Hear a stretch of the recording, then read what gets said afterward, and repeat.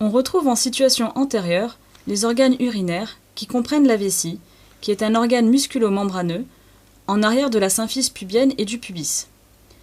La vessie permet l'accumulation d'urine sécrétée par les reins par filtration du sang et acheminée par les uretères. L'urine est ensuite évacuée par l'urètre. L'ouraque correspond embryologiquement à la partie distale du conduit allantoïque qui s'obstrue à la naissance pour constituer le ligament ombilical médian. Ce ligament est tendu entre l'apex vésical et l'anneau ombilical. Il s'agit d'un cordon fibreux de 2 mm de diamètre et 12 cm de longueur environ. La vessie est constituée de plusieurs tuniques. Une tunique externe, aussi appelée adventice, qui recouvre les faces inférolatérales et le fundus. Une tunique moyenne, qui est constituée par le détrusor, qui est un muscle lisse avec du tissu conjonctif. La proportion de tissu conjonctif peut augmenter dans certaines situations, notamment avec l'âge, les infections chroniques ou la radiothérapie, et diminue la compliance de la vessie. La tunique interne comprend la muqueuse vésicale, qui est constituée d'un épithélium appelé urothélium. La région du trigone vésical correspond à l'abouchement des uretères et de l'urètre. Chez la femme, le col vésical est situé à environ 25 mm de la symphyse pubienne. Derrière la vessie, on retrouve les organes génitaux internes. Le vagin situé entre la vessie et l'urètre en avant, et le rectum en arrière. L'utérus est un muscle lisse, creux, qui subit de nombreuses modifications au cours de la vie d'une femme. Il est situé en arrière de la vessie et en avant du rectum. Le col de l'utérus est la partie inférieure de l'utérus, cylindrique, qui s'insère dans le vagin. La cavité utérine communique avec le vagin par l'intermédiaire de l'orifice externe du col utérin. Il existe en avant une lèvre antérieure et en arrière une lèvre postérieure du col. La partie supravaginale du col utérin se poursuit par le corps de l'utérus. L'orifice cervical interne définit la limite entre les deux parties.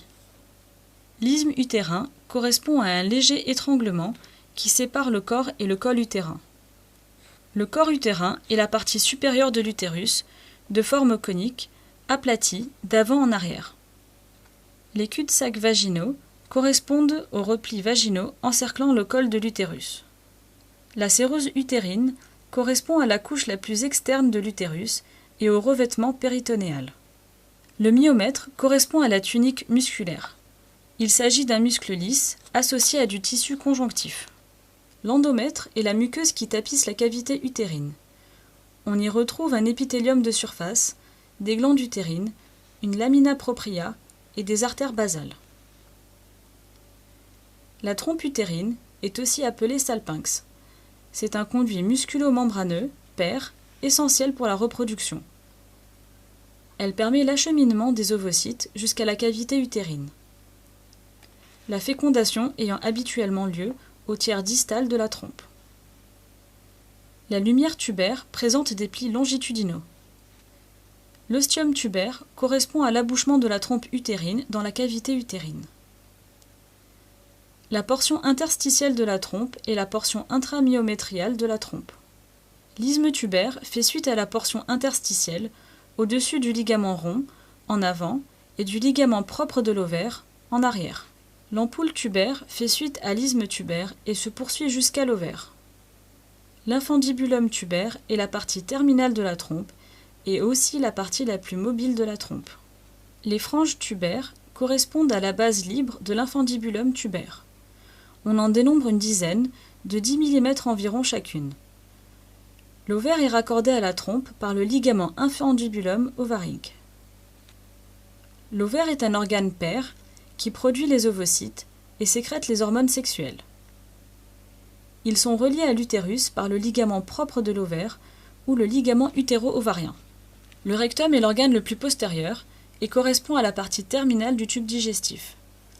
Il s'étend de la ligne pectinée à la charnière recto-sigmoïdienne en regard de la deuxième ou troisième vertèbre sacrée. Il mesure une quinzaine de centimètres. Sur cette vue supérieure du bassin, on voit en avant le dôme vésical et les uretères. L'utérus est situé en arrière de la vessie, avec les deux trompes utérines qui se poursuivent latéralement et postérieurement. Les deux ovaires de part et d'autre de l'utérus qui y sont rattachés par les ligaments utéro-ovariens. On retrouve par transparence le corps utérin et la lumière tubaire.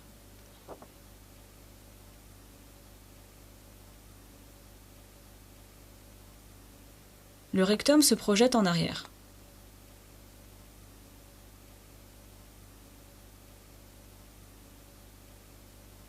Sur la vue supérieure du bassin, pubis vers le bas, on retrouve la vessie ainsi que les deux urtères qui permettent à l'urine d'être acheminée des reins jusqu'à la vessie. En arrière, les organes génitaux internes comprenant l'utérus, les trompes et les ovaires.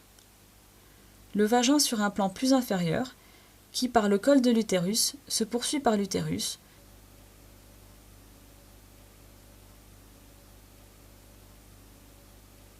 les ovaires en arrière et le rectum en position postérieure.